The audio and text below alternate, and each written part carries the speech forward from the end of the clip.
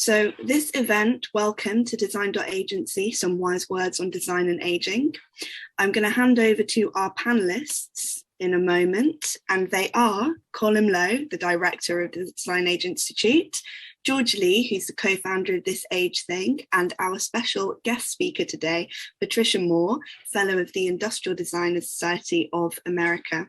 So very exciting, and over to you, Colum.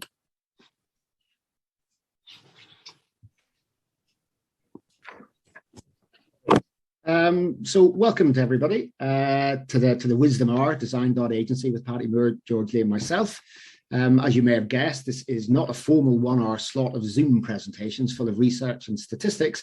It's an informal fireside chat discussing how designers can use the wisdom that comes with age to tackle aspects of ageism experienced in society and how design can help us all live longer, healthier, happier lives.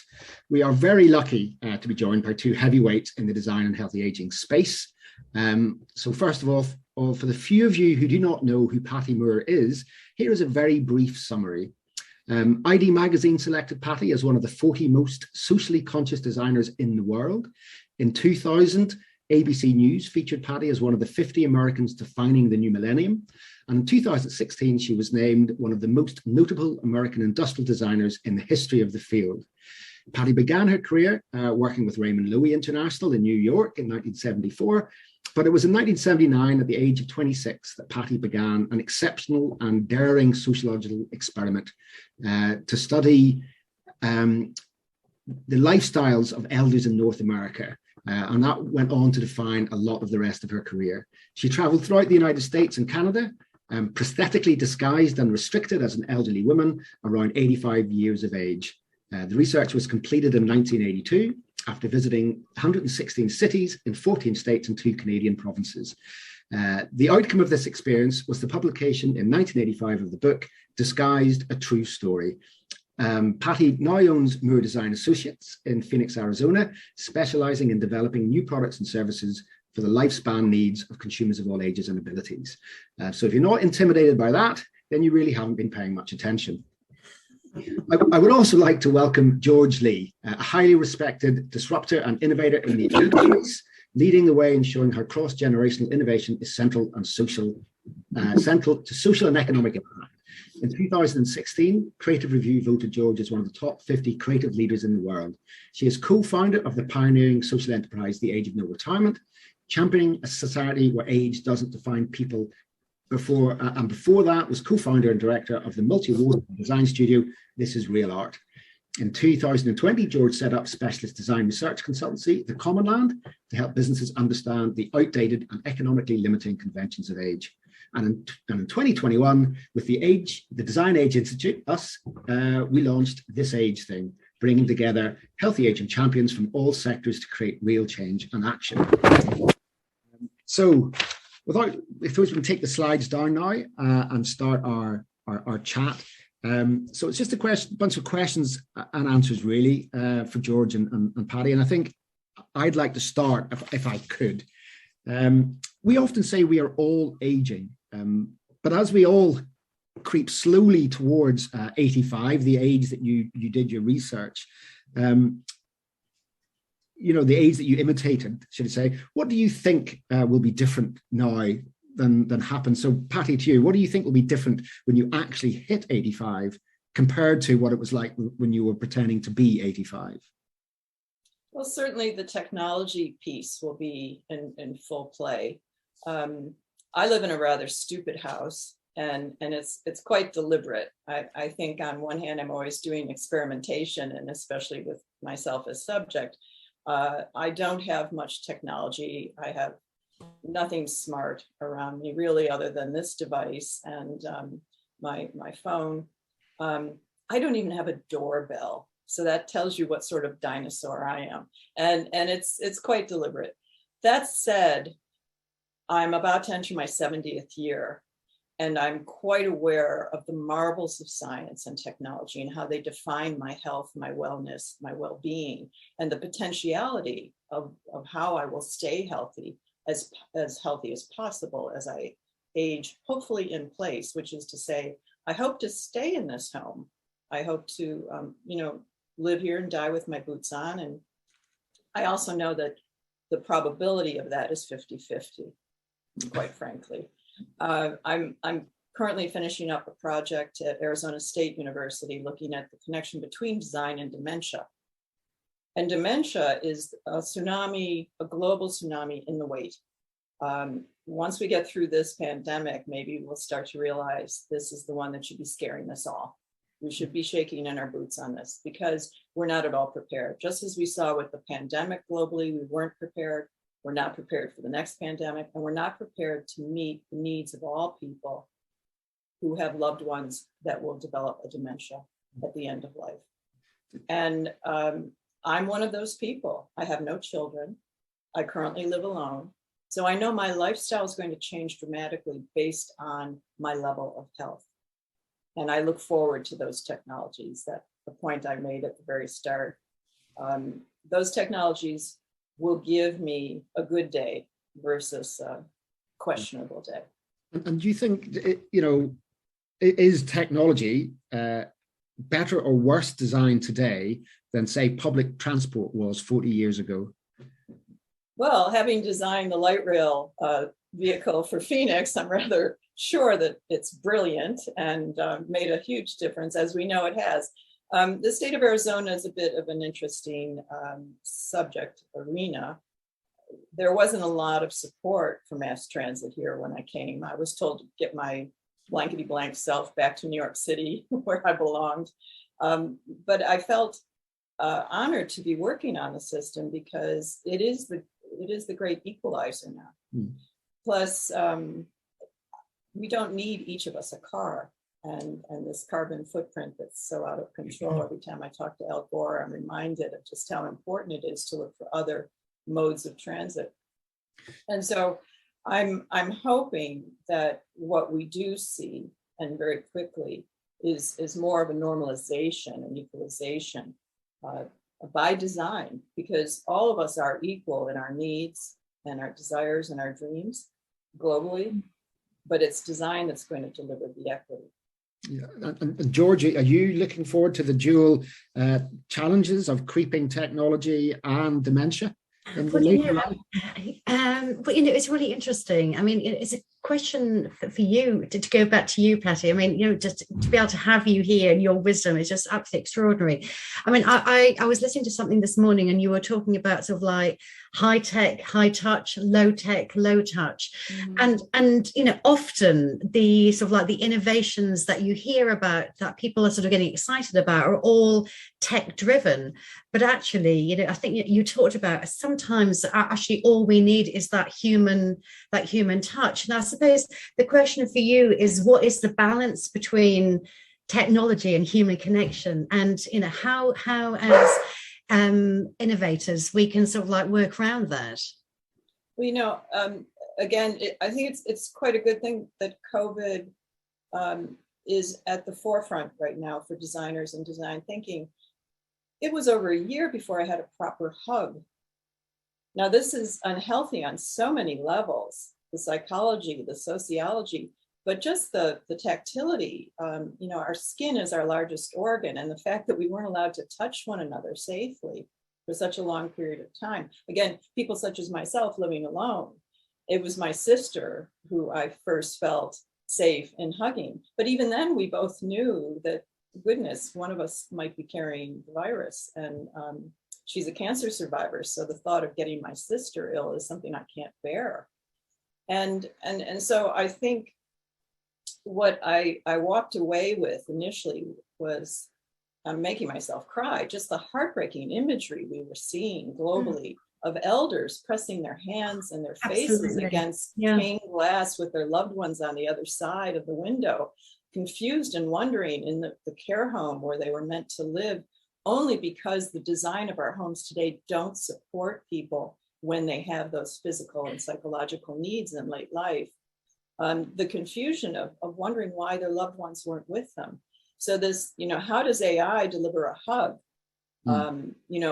The robots we develop are going to have that kind of connection. It won't certainly be the same as hugging my sister, but just having a machine that's warm to the touch and maybe soft and pliable to the touch is going to be essential. Getting down to the nitty gritty, but too, if this machine is meant in the very near future to transfer me from bed to toilet to bath, to dress me, to clean my teeth, to comb my hair, I want it to be as humanoid as possible. And for those of you who know me and know me well, I've said over the years, none of these marshmallow men, robots that we're seeing ready in the market today will work for me. I want Johnny Depp as Captain Jack as my roommate. So I know, I love that, Pattie. Honestly, yes. I'm holding out for Johnny. Yeah, but you can do two. You can have two of those. I'll have one of those too. So that's perfect. Yeah. There's a market out there for that robot. Yeah. So. Yeah, but it is really interesting though, isn't it? The sort of like, this whole idea that technology should be the driver. My whole view is that technology is a support. I mean, as you've always said, it's all about the person understanding, not just fixing a problem, but helping people thrive. It's about sort of seeing, it's about desire and joy and all those kind of issues. And that's what's so wonderful about the work that you do. It's about empathy, real empathy, isn't it? Well, decades ago, we were working with Bell Communications, and it was the first design team to look at things like call waiting features on telephone. These were landline features, or missed call information, where you dialed a 2-digit code and you could find out who had rung while you were on a conversation. And we did come up with a visual phone call. And this was back in the 80s. And it got poo-pooed and it was tabled. But I was really disappointed because I saw a whole industry coming out of it where you would have these false facades that you could put up. You called in sick to the office. And so when the office rang you to see how you were doing later in the day, you could have this image of you, coughing and sneezing come up on the screen, because they weren't live. They were going to just be live photos, if you will. And we played with all the nastiness that goes with people being exposed by technology. What about the spouse that wasn't where they were supposed to be, all that sort of thing. And I think it's interesting that when you look back 4 decades, we thought that technology wasn't going to afford us anything as consumers, wasn't going to be a helpmate, was going to be more of a problem. And maybe social media has proven that to be true. I don't know. We'll take that on another day. But what if we hadn't had Zoom through this pandemic? Imagine the mess we would be in today. Businesses would have collapsed even more so if we didn't have this lousy way of communicating. I hate this so much, but at least it's something. And so, George, that's where I'm coming from with technology doing the driving now. I really want to push technology as far as possible so we can glean through it and toss aside the things that we know at face value are problematic, but really try to promote the things that are just so essential to our well-being. And I'd be interested just to ask you, because it's an interesting observation that, social media and texting was always more popular than video calls. When phones could first make video calls, nobody wanted to use them. One of our colleagues was actually, I think, design director at Orange when this was all happening, and was telling us that they did text by mistake. They did, just because they could. They didn't think anybody would use it. It was easy to do, so they did it. But they all thought, the future is sort of video calls, and nobody wanted to do it. It was just too personal when you just want to talk to somebody. And certainly, I've got a young daughter, 23, and they're very much, natives when it comes to texting, social media. But there is still that one step removed, from actually either getting together or video call. Although this pandemic has forced us all to do video calls, and we're now much more fluent with it. So is this a journey, or given the choice, would we still want to keep those interactions kind of one step removed, other than people you're actually in a room with? Well, I've always struggled with wondering just what my mother can see from heaven. Is she omnipresent? Is she really watching me 24/7? And that, of course, gives me pause.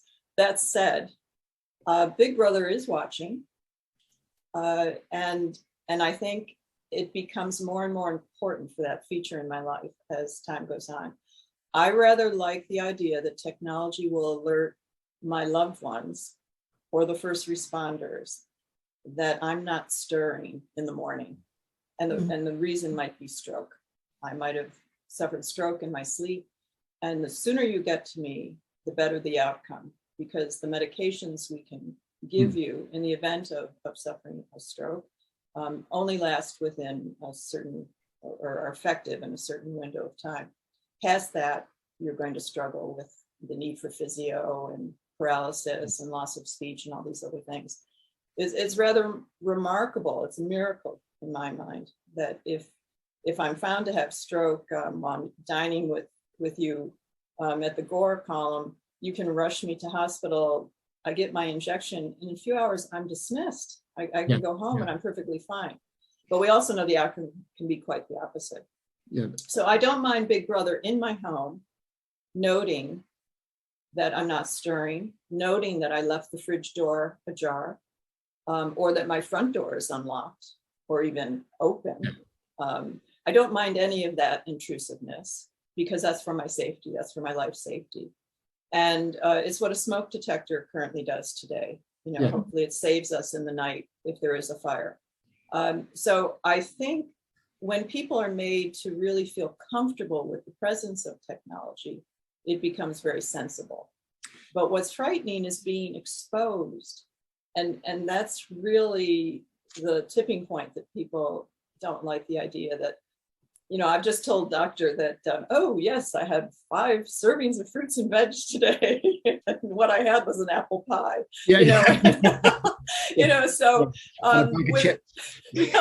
with a smart fridge, they're going to know precisely what I ate because the fridge is telling them what's in the house. And so it's going to force me to stay honest.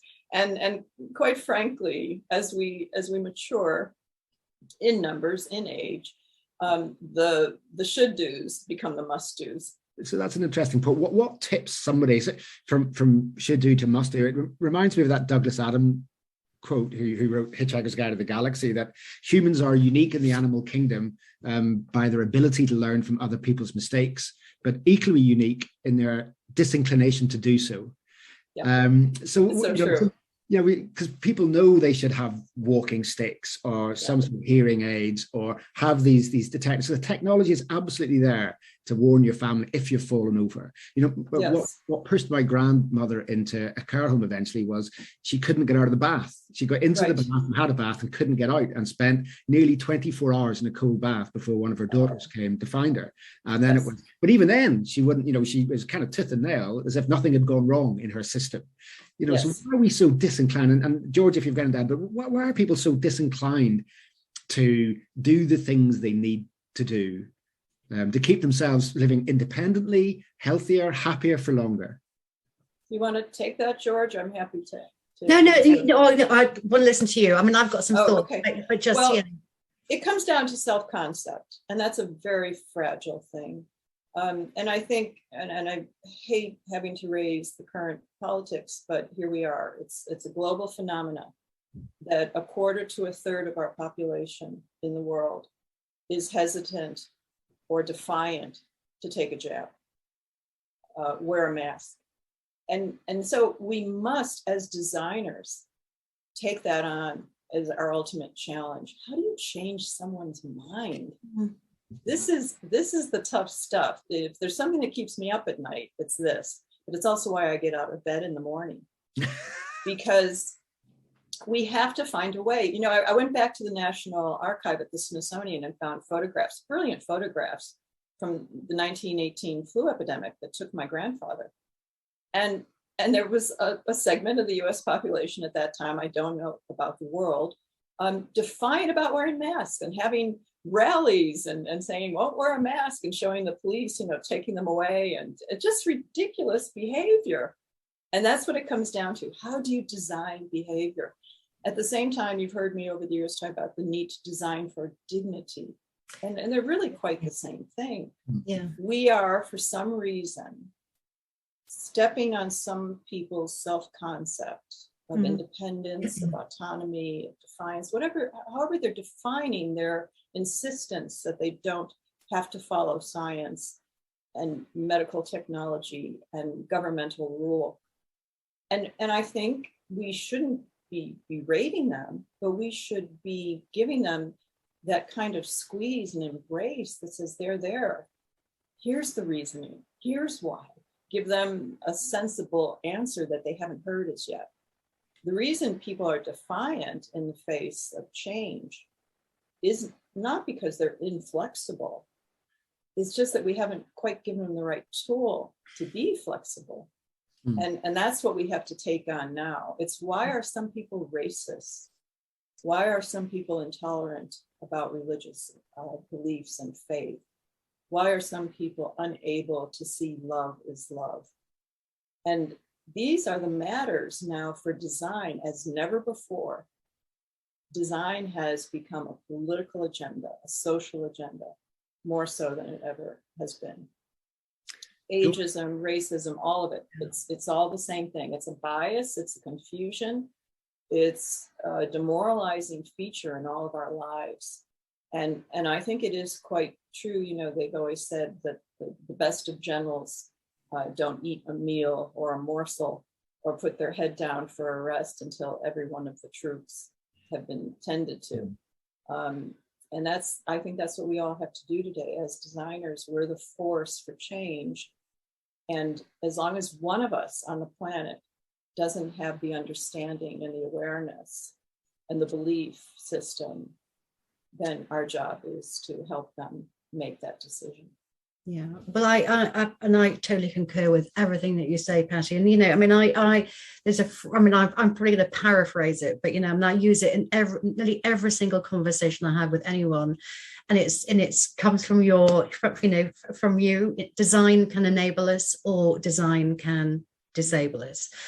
We are not disabled. Design disables us, and you know, and it's been such a mantra of how I think, and like all of us, I think, you know, around the three of us here and the people listening, we've all had a family member or a friend who has been disabled by design. I mean, I think about my mum, who had a fall. I mean, she passed away 2 years ago, but before that had a fall.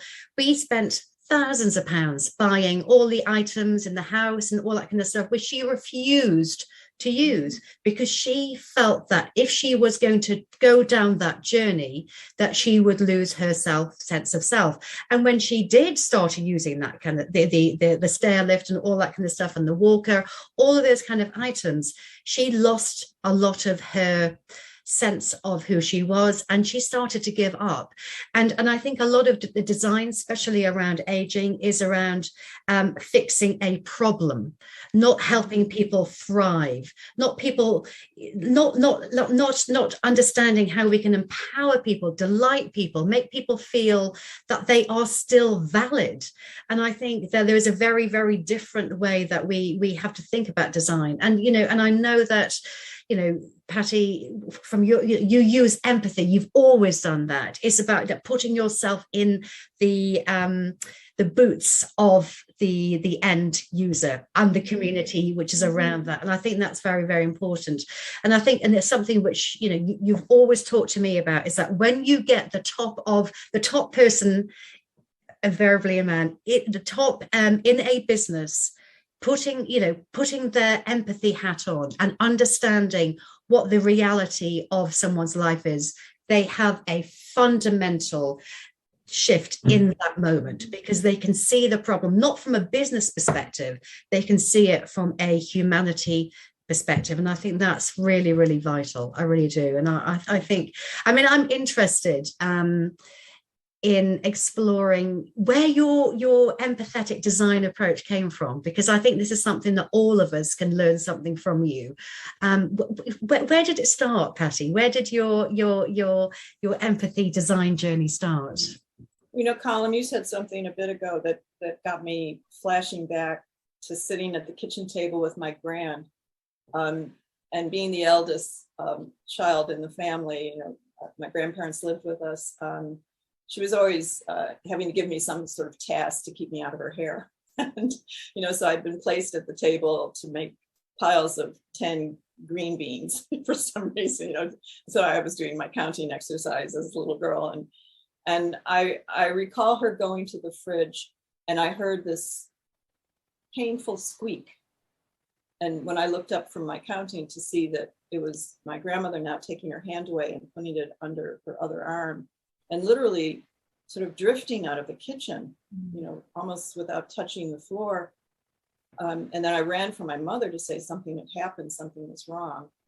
And my mother entering her bedroom and hearing the two women speak. And then my mother came out to finish the meal. My grandmother's arthritis had gotten so bad that she couldn't even grasp that handle on the Frigidaire and give it the proper tug. It was quite a task back in the day. And it caused her such pain that she left the one role she had in our family that brought her daily joy was making the meal. Because, not to tell you more about mommy in heaven than I need to, but she was a miserable cook. So, when we saw her at the stove, it was like, oh, where are the Rice Krispies? There's no crime about being. Yeah. She knew it. She's hitting me on the head right now. But my point to you, Colum, was you brought up this necessity by design that we give consumers choices, and if consumers don't have choices, they have no control. They have no control of how they feel, their wellness, their health, their lifestyle without those choices. And sometimes they're economically driven. They're always design driven. So it wasn't Gran, as you said, Georgie, it was the refrigerator that was quite wrong. It wasn't her. She hadn't failed.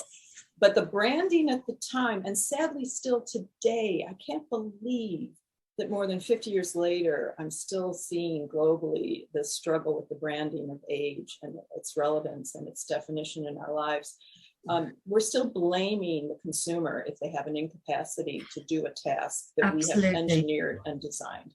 Yeah. And until we get over that, until we take away that schism, that terrible, failure to recognize we are prejudiced in that view. Until we no longer hear the word disability in our daily language, God forbid, handicapped, feeble, retarded, all these terrible monikers that just drive me crazy that people use in boardrooms all over the world. That's the issue. We have a branding problem with aging. It is definitely aging and design. Yeah, it's a project that George and I talk about quite a bit, about doing a little bit of work internally on the brand of age.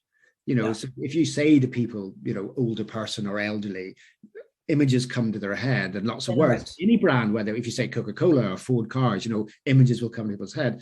I want to know who put them there. Who is it that decides that being older, whatever that means, which is usually 15 years older than you are at this minute, but being older, why suddenly all these attributes are stuck on somebody who is, 74% more likely to have no severe difficulty doing anything. But why are all the brand attributes to getting older so negative? Well, and half the planet could be defined by what they can't do or can't do well. Yeah. And so it has been said, half the planet is disabled. If you are wearing specs, I'm sorry, you're technically disabled. If you need hearing augmentation, if you need that stick, if you need help getting up from the chair, whatever you need physically, emotionally, cognitively, that defines you as distinct. And like snowflakes, no two of us are alike. So I've always been just baffled by how this happened. But there you have the polarity that's with us today in politics. This polarity has been with the human race, it seems, forever. Yeah. That said, it doesn't define us. And certainly designers can challenge it better than most. And to the point of empathy, I think being raised with my grandparents in my home as a young child gave me that breadth of experience and observation that how could I not be moved by the needs of granddad, who was injured in World War I. And as he aged, lost more and more mobility until his final decade when he was using a chair. And he found that heartbreaking. And yes, he pushed sensibility and he pushed that envelope, and he fell out of the chair frequently in the first year that he was using it. But then he stayed put. But emotionally, he also stayed put. The chair design was miserable. George, I was struck by a car in New Zealand in February of 2017. So for 6 months, I was made to learn to walk again. And I'm actually sitting in the wheelchair that I decided to use. It's Bill Stumpf's Aeron chair. And I deliberately moved from the wheelchair that they gave me from hospital to Bill's chair because I found it much more capable of zipping around the office and in my home. But when I got to that transition point of the lousy little 6-inch step down to the pavement at my front door, I hit the mountain of a barrier. So that needed to have something else happen to it. So that was the design flaw. So I essentially became a prisoner in my own castle. But I would grade this casa about a 90% usable. I always go well beyond accessibility. Accessibility doesn't tell you much by design. It's usability ultimately that we have to be looking at. So, all these things, the empathy, the control, the choice, this is the brilliance of our lives by design. And consumers have a right to expect us to give them an answer. Even that one snowflake deserves exactly what they Absolutely. need. George, something we haven't actually talked about, this that Pattie's picked up on, that historically multi-generational homes were probably much more common. And certainly, spending more time with your grandparents was more common. And I'm wondering, is that lack of contact with grandparents when you're younger is one of those things that results in this lack of empathy and this segregation of society? Oh, I absolutely, totally agree with that. I think, when you've got age silos, which we do have, like retirement communities, or, there are towns like cities like Manchester, which, the average age is so much lower than rural communities. You don't see people who are different, in age. So what do you rely on? You rely on the stereotypes. And if you think that, we're sort of bombarded with between about 5,000 and 10,000 images every week, and the majority of those around aging are negative, of course, you start to fear what you think is the other, which is older. So, as soon as you start sort of like getting those sort of changes, which do happen as we get older, you start to fear that, because you think before you know it, you are going to be in that care home, isolated, not loved, not seeing anyone. And it's all based on fear. But what is really, I think, is really exciting now is that, so much more emphasis is being put on intergenerational projects and communities and housing. And actually, what people will start to see again is that it's not that our age which connects us, but our values, our needs, our interests, and those are age agnostic. And then you start seeing people for who they are, because I don't walk into a room and say, "Hi, my name is George, I'm 53." That is the least interesting thing, a part of me. But unfortunately, at the moment, because we do have this age segregation, that actually we see age as the definer rather than who we are. So I think the more contact we have with people of different ages, the more realize that we have in common not only the joys and the values and the desires, but also the challenges. I mean, in the research I've done, it's not just older people who go to a restaurant and find noisy bars and restaurants irritating. All ages do. So actually, it goes about what Pattie was saying. We are disabling people by design. It's not the people who are the problem. It's the designers who are creating those problematic kind of environments and products. Given that, and again, I'm going to fire this in at Pattie, you started looking at inclusive design 40 years ago. I mean, the Royal College of Art has been studying and practicing and talking about inclusive design for 30 years. I think it was our anniversary this year. That Roger Coleman and Jeremy Morrison first started talking about it and coined the phrase. And we're still talking about it 30, 40 years later. How long are we going to still have to have these talks about inclusive design and making our society more inclusive? Or is this just going to be an ongoing challenge forever, Pattie? Well, again, I think we have to go to historic headlines. And, I was coming of age in the 60s. I remember just pitching a fit and in tears that my parents wouldn't let me take the bus ride to Washington, D.C. to be part of the march with Martin Luther King. And when he gave his marvelous speech, in the whole fight for racial equality. And so here we are today, Black Lives Matter. How is it possible that we don't have equality and equity? And the point is, we just don't. And again, it gets back to the ultimate design agenda of not making everybody the same, but giving people the truth and the sensibilities and the values and the ethics and the morality that says a person is a person and we can't challenge that. Here you're watching the headlines in our courts. We're having very trying times with trials now with people who've been killed because of the color of their skin. I mean, is it 1860? Yeah. You really have to wonder, why are we still lynching Black men from trees? It's really the sadness of the human animal. Colum, you said it so beautifully at the start. Just the complexity of us is really frustrating. But at the end of the day, if we haven't at least taken these challenges on, if we haven't, by design, confronted them with another vantage point, with another choice, with another tool, then we've failed. So we can't give up. We have to keep pushing forward. We have to keep trying. When my career began, I was told to my face and in many cruel and vulgar ways that I was taking a man's job, that women didn't belong in this field. Well, my mentor at the time was my boss, Raymond Lowe. Imagine if I wasn't in that position. I know how lucky I am. Getting back to your question, Georgie, about empathy. We all of us are on a life path that's very distinctive. And the uniqueness of that life path is giving us all these opportunities and challenges, but ultimately responsibilities.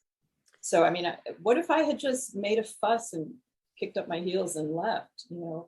I didn't. I stayed on and I just kept focused on what was important to me in my head and my heart. I'm always reminding design students, I don't care how smart you are, I want to know what you're thinking, what you're feeling. Let's start there. And if there's any reparation that needs to be done, let it be there. We can fix the facts and all the detail later, but if you're not coming from a starting point of empathy and openness and kindness, where has the kindness gone, quite frankly? Yes. These are the simple tools that lead us to those choices that give us the control. Yeah, can I think there's something really, really fascinating about what you were saying about, and go back to Colum's question, 40 years on, what has changed?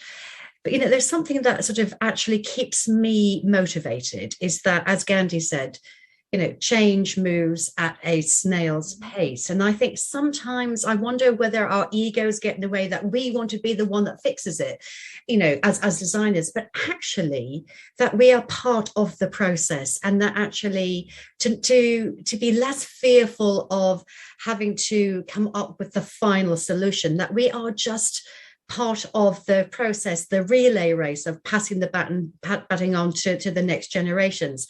So does that give us a bit more freedom to actually act from our heart and with deep empathy and kindness, because it's not just about our own egos? Does that make sense, Pattie? No, it does. And again, I don't want the younger members of the audience today to feel that there is no hope. There's been such tremendous change. Again, look at women in the workforce, look at women in politics, maybe not in this country, but there you have it. And look at Colum, I'm certain you changed nappies. My dad didn't. that was not man's work. Fatherhood has changed dramatically in the last several decades. Womanhood, personhood is ever evolving and changing, and it is being driven by design and deliberateness. But I do think the one thing that has changed significantly in these 40, 50 years that I've been working, we have to be more political. Yeah, yeah. And I think we've heard ourselves talk about the fact, imagine in the Oval Office today, if we had a designer or an architect or an engineer, how different the body politic would be. And quite frankly, the only reason President Obama was managed to give us the Affordable Care Act was because we now have so many people in the Congress, in the Senate, who are doctors, who started their careers as doctors. And so they brought a sensibility to the table that wasn't there. So, and I'll just finish on this note. I've always said Noah had it right. You have to have two of everything on the ark, because, you know, what would you leave out today? Who wouldn't be invited to the party? And what would the sensibility be in that? Trying to come up with an idea for a concept, a service, a product today by a corporation, by a government, without including every citizen, every person on the planet, is absurd. And that's what we still, unfortunately, continue to do.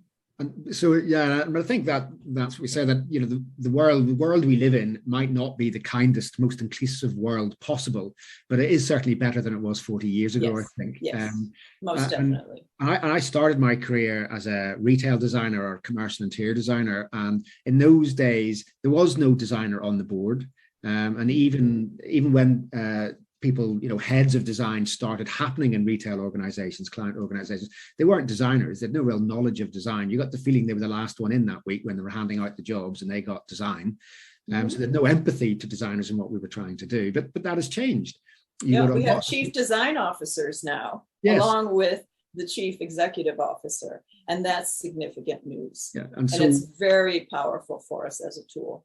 And so very optimistic that can be got into politics as well. And we used to have a design minister. I don't know whether we still have a design minister in the UK, but we certainly used to have a design minister. I didn't know. Did we have one? I didn't even know. Yeah, you did. You did. Yeah. In fact, President Clinton tried to do the same thing. Right. And that was poo-pooed. And he had a design summit right after he took office. Yeah. And I have to imagine Hillary would have continued it, made it even better, but he had to conclude it because essentially I think the Congress, you know, sent down an edict from the Hill saying we don't need no damn design. This is the United States of America. What are you people talking about? But it's back to that, you know, forget inclusive design. You know, politicians don't understand design. Never mind, you know, the minutiae and segmenting it into inclusive design or accessible design or different types. But again, hopefully that was changed. You've been talking quite a bit about race and gender in terms of inclusive design, and at the Helen Hammond Centre here, where we are moving our inclusive design thinking not away from age and ability, but to include race and gender as well. And no doubt eventually it will include religion and sexual orientation. That inclusive design is a rather more generic term. Would you agree with that, or would you be? Oh, most definitely, because sadly, again, the scales are tilted here. So a Black person who's also an elder consumer is dealing with a poor level of health care, a poor access to food, transportation, reasonable housing. There is such inequity and bias and prejudice at play in the open market. So these are matters for design. How do we create that balance of those scales so that you don't have an elder forced to walk to a corner shop, you know, where they just get packets of chips and things for their food, you know, a loaf of stale bread, but they can go to a proper market and get fresh veg and fruit and stop eating those apple pies. Who would do that? I can't imagine. No, but in all seriousness, if you don't have choice, you can't have control. And sadly, quite a large number of us don't have enough choice in their daily lives. Choice is a big issue. Can I ask a question? Because I know there's quite a few young, really sort of empathetic designers who have come in to listen to you talk. What can you share to them? What skills should we be developing? I mean, it's something that we were talking about a couple of weeks ago, Pattie, about the designer being the politician, designer being the peacemaker. so the role of the designer is becoming so much richer, isn't it? I mean, what kind of skills do you think, we should be learning, and definitely sort of like up and coming designers? What kind of skills should they be going out there to develop? Well, I think we have to be the principal party in a meeting that humanizes the discussion. Yeah. And sadly, there are things I can do today as I'm about to hit 70 that I even wouldn't have tried at 30, right. Because I would have been shown the door. Yeah. But let me share them, because I think there's a place for them. And I think what we've seen in the change of the workplace most definitely is embracing this sensibility. And that's coming into a meeting with a platter of home-baked cookies is a dirty dog trick, but it's one that I've used often, because it forces the most evil contrarian amongst us, who came into that meeting to say, I'm going to tell this crazy blankety blank bee what I think of her idea. And then he's munching on my chocolate chips, which are fabulous. And how can he be that angry with me, So if you can just lower the temperature and get everyone on the same page. And so speaking to each other on that human level is essential. I do my homework before that meeting. If I'm in a city, I learn all about, their sports team. And I see the headline that they lost the game last night. And so when I come into the room, and I'm always right there at the start, I'm the early bird, I'm not running in late. I'll say to the first fine fellow who walks in, oh man, can you explain the officials to me? I mean, what was that about last night?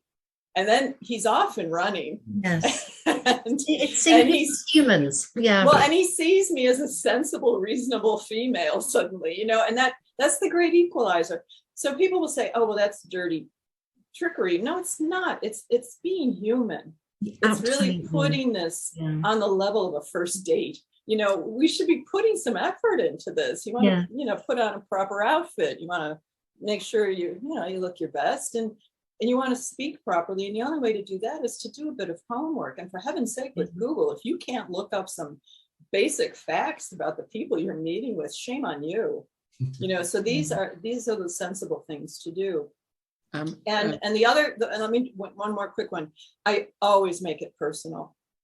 It's not just that I'm Irish, that I'm a storyteller. I always go for the jugular. I find out, Colum, that you have a daughter who's coming of age. And I know that you're a terrified daddy, because I had a terrified daddy being his eldest. Don't tell her that. Yes. So I deliberately go there. And I will deliberately say, Colum, I see your baby graduated yesterday. How are you doing? And it's a moment where the poor man will be like, oh goodness, how did she know that? But then he wants to tell me. And that's the importance of it, because if we're not able to speak on that human level, how can we talk about the grandiose nature of the design at hand? Yeah. So I would say those would be my top three. Oh, they're wonderful tips. Fantastic. Thank you for that. Yeah. Just because we've just over 10 minutes left, and I'd like to take some questions from the audience. So quite a few have come through, so we probably won't be able to get to all of them, but I'm going to read out one or two of them and put them forward. And I'm going to paraphrase a bit, see if I understand them correctly. But I've got a question here from Nico McDonald, who has made a couple of comments about the digital world and increasing the focus on usability, user experience, etc. What do you think? Again, Pattie or George, what's the one thing that you would do to make these, more positively, so that they could more positively affect older people or people who are more infirm? Well, we stopped calling them infirm. We'll deal with you later, young man. Exactly. Yes, I noticed that as well, Colum. Well, I think the quickest fix is you must, as you do at the RCA, work with the end user, work with the broadest array of users. I still am stunned to see all these sorbet colors being used on websites, that provide such low contrast visually for a person of any age with some issue with reading print. And then you add the cognitive dimension of trying to understand what they're reading. and seeing too much vernacular used, and just assuming people know where the magic place to push is so that the right image comes on screen. We make terrible assumptions on a consumer's ability to use the technology because we were born to the technology. I'm speaking for younger designers now, and we use it every day. And we forget that some people on the planet are just now getting a phone, and it might not be a very smart phone. And so I think we have to work with as broad an array of end users possible so that we can find those weak points in our final design, and they are many. And so this digital dilemma is one of exclusion, and the only fix for it is inclusion. Yeah. And I would totally agree with that. I mean, McKinsey did that report a couple of years ago, didn't they, about the value of design? And it's incredible how many of and these are big businesses who do not design with end users at all. I mean, and I worked with some of them, and it is incredible. It's often an idea which comes up in a boardroom. Oh, that's a brilliant idea. That would work for X, Y, and Z.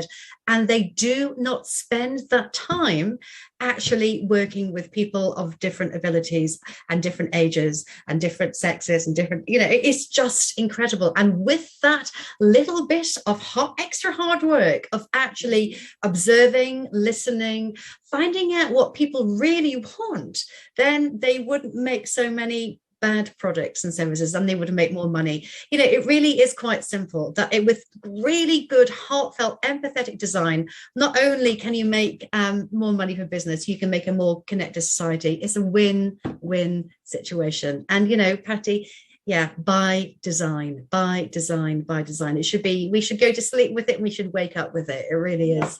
It's key. Well, we have to stop designing for the elderly and just start designing for usability. Absolutely. That's the umbrella, quite frankly. Any silo is going to leave someone off the boat, Because no one sees themselves as older. This is the crazy thing. You say a product is for someone who is older. I don't see myself as that. I don't see myself. That's not for me. But if it's going to make if it's easy to use, it's like, honestly, the OXO grips. I mean, I defy anyone who doesn't love them, but they are designed for desire and usability. It was ultimately the dignity of design. Yeah, absolutely. That's what we have to come through. And I won't be happy, Georgie, until I get you to the point where you're standing on the rooftop screaming your age, because it will have nothing but positive meaning. I will tell you all. This is what 53 and a half looks like. It's great, right? Well, yeah. I deliberately, when I'm with a younger person, now we're getting back to some kind of, getting out of the house. My server yesterday at the lovely restaurant at our art museum here in town came to the table, and we got chatting, and she was talking about her upcoming birthday. And I said, well, all next year I celebrate my birthday because I'll be 70. And I believe in the year-long celebration if your age ends in a 0 or a 5. And she was standing there with her jaw hanging open. She said, "You're 70?" And I mean, I won't be happy until that's not the response. Exactly. It's meant to be a compliment, but it's not a compliment. It's not. You're absolutely right. Because that's what 70 looks like. This is what 53 looks like. This is the reality of it. Yeah. I'm going to go to another question by Ren Scott, mainly because it starts with, "I love Pattie's optimism." So I don't know whether you know Ren. Thank you. But therefore, I'm going to pick on the least optimistic aspect of the question, Good. which is just to challenge you. So it's referencing the pandemic. What is your least favorite thing that you've observed during this pandemic? Stupid people. And I promised myself today I wasn't going to be judgmental on that level, but the frustration for me is, couples who dig in their heels and one won't apologize and both won't say we're equally responsible for our relationship going down the toilet. That's what gets us to divorce court. The fracturing that we have in the world today because people are inflexible. And the very nature of the universe means you must be flexible if you're going to have a happy, healthy life. That is really frustrating and irritating to me. But as I've already stated, when confronted with someone who is just so finite, concrete, and stubborn in their position that the sky is black and they're not going to get a jab and they're not wearing a damn mask. That actually intrigues me. I want to know, why do you feel that way? I want to know, what brought you to that point. I want them to wake up one day and say, I was wrong. And that is the most difficult thing for the human creature to say. We do not like admitting we were wrong.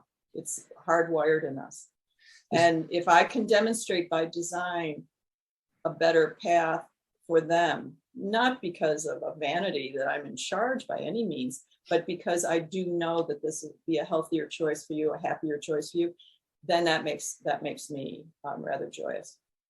I'm going to take another question now, and it's the last question I'm going to really read out on technology, because I think we've done that quite heavily, but it's from Gaurav Chadha, who talks about technology and developing countries. So what role does inclusive design technology come to bear, for aging communities in developing countries? Because it's something we don't talk about too much.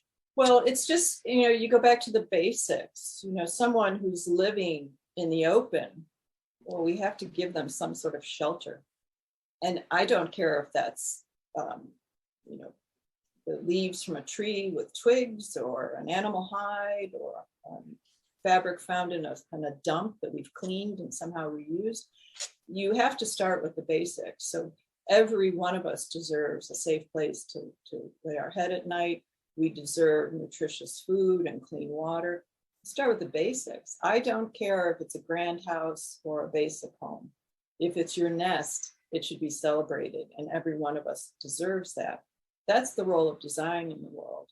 I'm thinking of that lovely project several years ago now, where they just took the liter bottle from a soft drink or water, cut a hole in the roof and screwed it in place, and the marvel of it creating light in a dark space, just brilliant stuff. Victor Papanek would have been, I'm sure, applauding from his cloud in heaven. And so this is the kind of stuff, again, this is why we wake up every morning. There's always so much work to be done. Mr. Lowe said at the end of a project, okay, we have to start again. The minute the project was done, you had to start again, because there was new information. It was a new day. It was a new technology, a new pathway. Designers create pathways. We shouldn't be building roadblocks. Yeah. And so as long as we have roadblocks in the world, there's a place for design. We are now, our hour is pretty much up. So there's one final question from Ariana Forqueer, which I'm going to respond to but not answer. She's asked, when talking about sensitive subjects such as sexual health during and post menopause, what is our advice? And I'm just going to respond to that by saying that we have an entire evening dedicated to that at the Design Museum in March, where we've got a panel and giving presentations and talking about sex and sexual health as you age, and how important it is. So do take a look at our website, the Design Age and This Age Thing websites, and come along to the Design Museum. Colum, may I give an add to that? One of the first projects I took on was the development of mobile mammography here in the States. And my first hire was a young man, straight out of university, straight from the Rochester Institute of Technology, where I did my undergrad work. And I deliberately chose a male to work on breast mammography, because I thought that was one of the biggest pieces missing from that puzzle. Men are as affected by breast health as women. And sadly, men get breast cancer, and it's very rarely detected before they're going to lose their life. But the loving spouse, the father, the friend with the woman who is going through a breast cancer is essential, and it's a major piece of an ultimate design for care. And so we have to get comfortable with talking about holistically our bodies and our health, and that has no barriers. And we must not blush repeatedly when we talk about these subjects. That George, you're getting better, Colum. Getting used to, in March. Right, before I hand back to Bree to bring the session to a close, I just want to say personally to Patricia Moore and George Lee, what an utter honour it was to sit here and talk to you for an hour. I feel very, very privileged, and we must do it again soon, is all I'm going to say. Yeah. And cheers to the holidays, everybody. Oh, Chin chin. Cheers. So, Bree, back over to you to close out the session.